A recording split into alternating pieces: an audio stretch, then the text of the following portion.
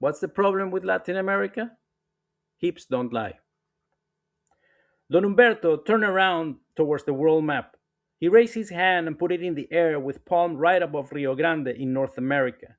He then moved it clockwise along the Atlantic coast, all the way down to Tierra del Fuego in the southernmost point, and then back up along the Pacific coast.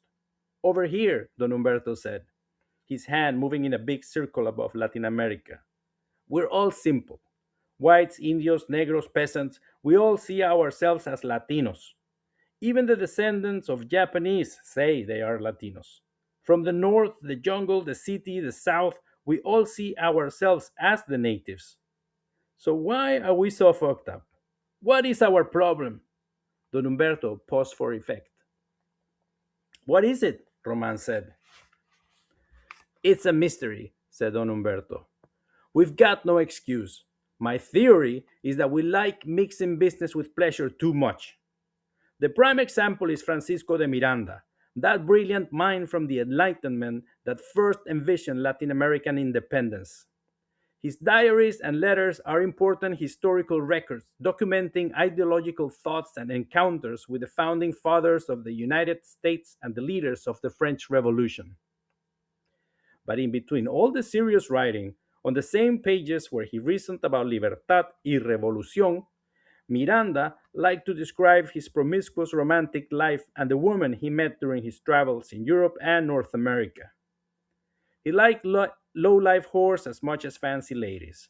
Rumor has it he even fucked Catherine the Great of Russia and then promised to design a flag in her honor.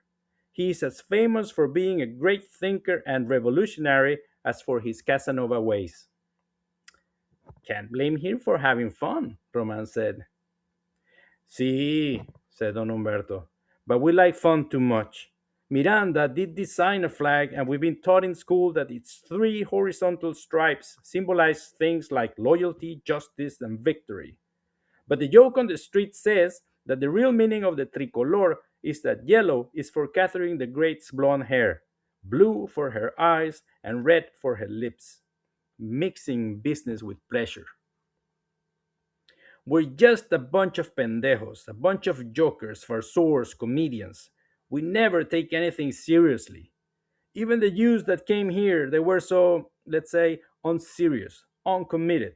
They came and thought it was more practical to be Christian, so they said, we'll too go to church and confess. And they weren't alone. Look at Carlos Menem. He was raised as a Muslim, but gave that up when he saw that converting to Catholicism would help him win elections. Menem.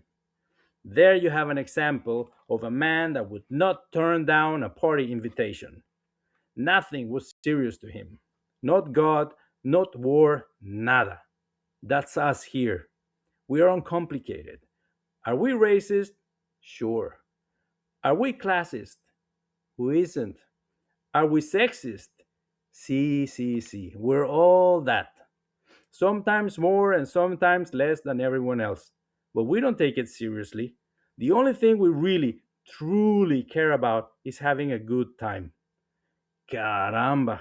Some even say that when World War II ended, we were the first ones on the planet to hit the streets singing and dancing to celebrate the peace. We started the party faster than the Europeans themselves. Ritmo y sabor. That's what we want. Like Shakira said, hips don't lie. If you don't believe me, then look at what's the one thing we're best at. We love música more than anything else, more than anyone else. Nobody listens to more music than us.